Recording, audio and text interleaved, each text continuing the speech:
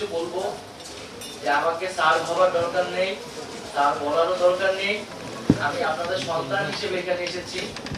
আমি জনগণের পক্ষ থেকে এসেছি, জনগণের দাবি দাওয়া নিয়ে এসেছি, এক নতুন বাংলাদেশের স্বপ্ন নিয়ে এসেছি। এখন আমি আপনাদের কাছে সেই সহযোগিতাটা কামনা করছি।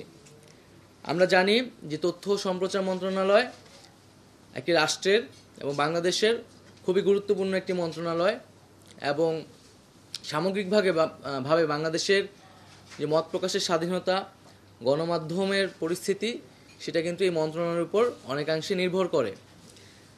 আমরা বিভিন্ন সময়ে গণমাধ্যম কর্মীদের থেকেই শুনেছি বা আরও বিভিন্ন মানুষের কাছ থেকে শুনেছি যে আমাদের এখানে মত প্রকাশের স্বাধীনতার উপর নানাভাবে বাধা তৈরি করা হয়েছে, এবং যেহেতু ফ্রিডম অফ প্রেস যদি না থাকে, ফ্রিডম অফ স্পিচটিও কিন্তু নিশ্চিত হয় না। তো সেই জায়গায় কিন্তু গণমাধ্যমের স্বাধীনতা নিশ্চিত করতে আমাদের কাজ করতে হবে। সেই জায়গায় বিভিন্ন ধরনের আইন এবং বিধিনিষেধ রয়েছে, যেগুলো নিয়ে সমালোচনা রয়েছে। আমাদের এই আইন এবং বিধিনিষেধগুলো কিন্তু পুনর্বিবেচনা করতে হবে, যাতে বাক স্বাধীনতা বা প্রেসের স্বাধীনতা যাতে সেখানে বাধাগ্রস্ত না হয়। দ্বিতীয়ত, আমাদের এই আন্দোলনে ছাত্র জনতা, শ্রমিকদের পাশাপাশি কিন্তু প্রচুর সাংবাদিক শহীদ হয়েছেন, আহত হয়েছেন। আমি জানি না এখন পর্যন্ত কী উদ্যোগ নেওয়া হয়েছে, কিন্তু দ্রুত সময়ের মধ্যে এই সাংবাদিক যারা এখনও আহত অবস্থায় আছেন এবং যারা শহীদ হয়েছেন তাদের পাশে এবং তাদের পরিবারের পাশে আমাদের দাঁড়ানো উচিত।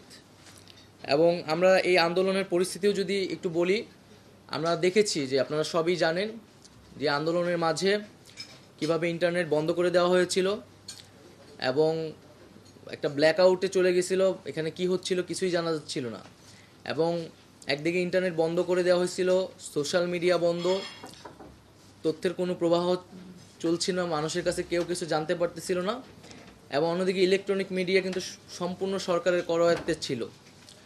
এবং এটা আমি নিজে ব্যক্তিগত অভিজ্ঞতা থেকে বলছি, আমাদের কোনো বক্তব্য কিন্তু একটা সময় সেই সময় প্রচার করা হতো না। আমাদের বিভ্রান্তিকর বক্তব্য বা যেটা আমরা বলিনি এরকম মিসকোট করে প্রচার করা হতো। তারপরও আমরা সেই সময় দেখেছি যে কিছু প্রিন্ট মিডিয়া আমাদেরকে সাপোর্ট দিয়েছে, আমাদেরকে অনেক মিডিয়ার অনেক জায়গা থেকে বিভিন্নভাবে সাপোর্ট দেওয়া হয়েছে। এই আন্দোলনে পুরোটা সময় যারা ফিল্ড লেভেলে কাজ করেছে, রিপোর্টাররা কাজ করেছে, তারা আমাদেরকে নানাভাবে সহায়তা করেছে। এই আন্দোলনে জনগণের পক্ষে থেকেছে, হয়তো হাউজের কারণে, হাউজের পলিসির কারণে, মালিকের কারণে। 1400-রও বেশি শাখা উপশাখায় দেশের বৃহত্তম ব্যাংক আইএফআইসি। এই প্রতিষ্ঠানগুলা দ্রুততার সাথে গতিশীল করা দরকার, আধুনিকীকরণ করা দরকার।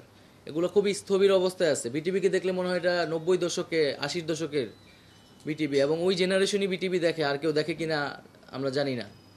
একটা তো তার একটা দলীয়করণ, রাজনৈতিকীকরণ আছে, আর একটা তার কন্টেন্টগুলোও মনে হয় যে এই প্রজন্মের জন্য নয়। তো সেই জায়গা থেকে আমি মনে করি সকল প্রতিষ্ঠানগুলোকে আধুনিকায়ন করা উচিত। মানে জাস্ট সরকারি একটা প্রতিষ্ঠান এবং সেখানে কিছু সরকারের পক্ষ থেকে সরকারের অ্যাসাইন করা কিছু লোক বসবে, কিছু পদ দখল করে বসে থাকবে, এরকমটা যাতে না হয়। সত্যিকার অর্থে যাতে এই প্রতিষ্ঠানগুলো কাজ করে, এই জন্য আধুনিকায়ন এবং গতিশীল করা উচিত। আমাদের যেই সেন্সর বোর্ড, জুরি বোর্ড এবং এই ধরনের যেই কমিটিগুলো রয়েছে, এই কমিটিগুলো দ্রুত সময়ের মধ্যে পুনর্গঠন করা উচিত। এবং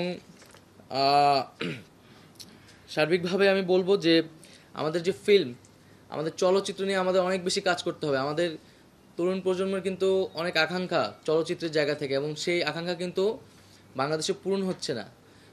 কিন্তু অনেক আগ্রহী ছেলেপেলে আছে যারা কাজ করতে চায়। তো সেই আকাঙ্ক্ষা অনুযায়ী আমাদের চলচ্চিত্র নিয়ে কাজ করতে হবে। আমরা ইতিমধ্যে জানি যে আমাদের অনেকগুলো চলচ্চিত্র সেন্সরড অবস্থায় আছে। তো সেই চলচ্চিত্রগুলো পুনর্বিবেচনা করা উচিত, এবং যদি কোনো নীতিমালা ভঙ্গ না হয়, এবং তাহলে সেই চলচ্চিত্রগুলোকে দ্রুত সময়ের মধ্যে প্রকাশ করার সুযোগ দেওয়া উচিত। এবং এই সকল ক্ষেত্রে কোনো ধরনের স্বজনপ্রীতি, কোনো ধরনের ব্যক্তিগত পরিচয় যাতে বিবেচনায় না নেওয়া হয়, একেবারেই নীতিমালা এবং যৌক্তিকতার ভিত্তিতে যাতে সকল বিবেচনা করা হয়।